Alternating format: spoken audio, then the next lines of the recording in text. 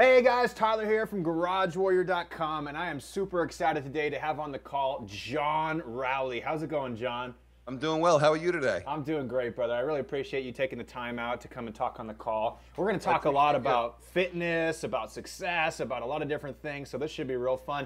But for people who don't know who you are, John, maybe you can give us a background. I know you got a big story, but give us a background on who you are and kind of what your mission is. What are you trying to teach people, John? Well, really what my mission is connecting the dots between physical, mental, and spiritual health and fitness. That's kind of my mission. And the reason being is I learned at an early age how important physical fitness was. I was a world-class athlete. I was a runner back in the late 70s. 1980 with the Olympics. In 1979, I had a near-fatal car accident. I fell asleep behind the wheel. Long story involved, but I was not drinking, just overtraining and overworking. And yeah, it was the night before I was going back to college. Anyway, they said I hit a tree at about 110 miles an hour head on. Wow. The outcome was my right hand was back by my right elbow. My left foot they wanted to amputate. They said I'd never walk again. They said I'd never use my right arm again. My left foot was, it's still in pain today every time I take a step. Wow. All my ribs are broken. My breastbone was separated by 3.5 inches. I lost my teeth and I lost my nose. My nose was completely severed from my face. Wow. So when people tell me, they have some struggles in their lives, get a grip, man. People have it worse than you. And people, as bad as my accident was, there's a lot of people out there that have it a heck of a lot worse than I've had it. Sure. So I found out, I really realized at 19 years old how important your physical body was. It was a long comeback trail, and we can get into that some other time.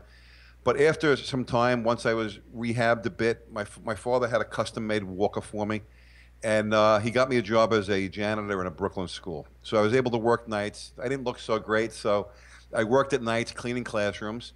And at the same time, rehab back then wasn't what it is today. So I was going to an old dungeon of a gym to do my own rehab, strengthening my body and giving myself greater movement in my arm. I still don't have full movement in my right arm. But anyway, that gym happened to be the gym where Pumping Iron was filmed, where Lou Ferrigno had trained, and Dennis Tenorino, and all these famous athletes of the day. At that point in time, I got healthy again and decided I wanted to conquer Manhattan real estate.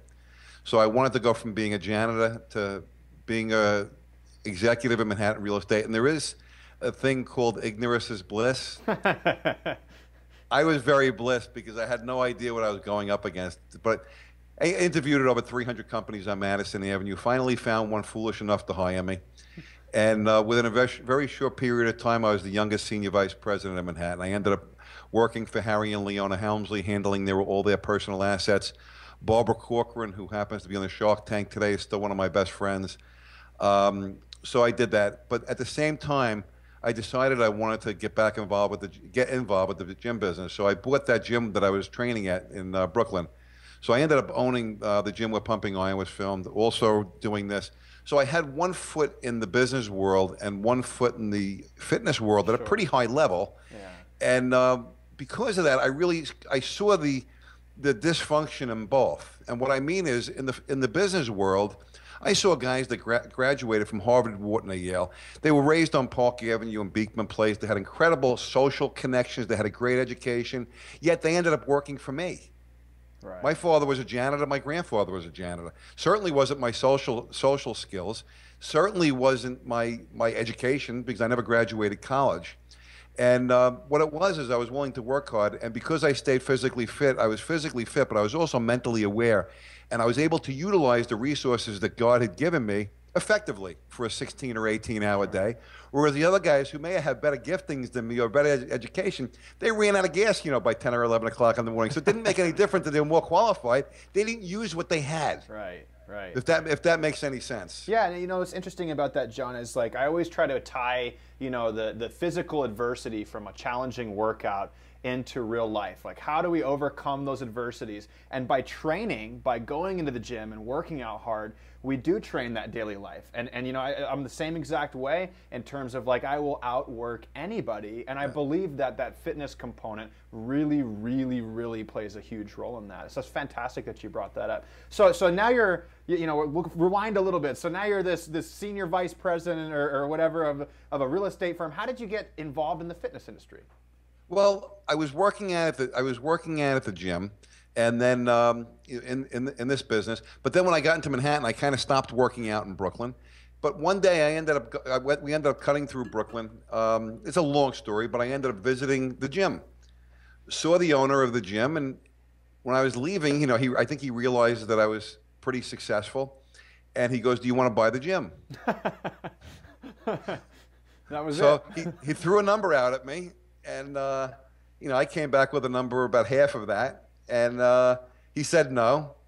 But I had a feeling by the time I reached my car, he'd say yes. So I kind of said, "Okay, good, have a good day." And sure enough, he came running out. And I learned something real quick, though. You never go into another man's business, even though I loved working out. You know, it was a totally new business, and I learned a lot. And I did like it, and I cherished the memories of owning the gym. But that's kind of how I got involved with it. But what I did is like everything in what I do, I find out who's the most successful in that business, and I sort them out. Yeah. Steve Weinberger and Bev Francis probably owned the most successful gym in New York at the time, and still do. And so I reached out to Steve. Him and I ended up becoming partners. And I knew Steve and Bev because I had worked out at their gym when they first opened.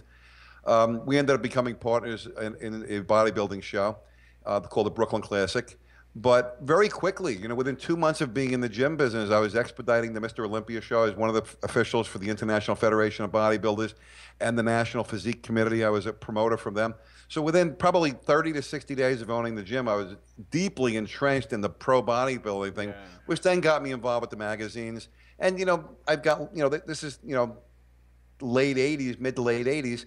I've got friends from back then still today, whether it be Lou Frigno or, well, Dennis Tenorino passed away, or any of the people that I was just out in Gold's Gym, and I see Samir Benout. I happen to see Magic Johnson. I've got a lot of people that I'm friends with from that business. So that's kind of how I got involved with it, a little bit by mistake, but it was always a goal of mine to get into the gym business. Right. Then once I got in, my goal was to get out. Well, so you got a lot of experience in those old school bodybuilding days, and now you're actually one of the co-authors of a new product called Old School New Body, right? Yes. And that thing is popular.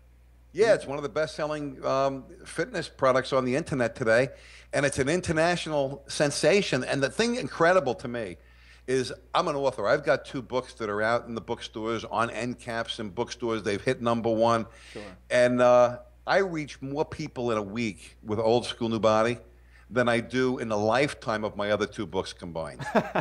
It's the power of the internet. It's amazing. That's incredible. That's incredible. Well, maybe you can tell us a little bit about this old school bodybuilding training, and why more people should be paying attention to kind of what those old timers were doing, and paying a little bit less attention to some of the stuff they're reading in the fitness media these days.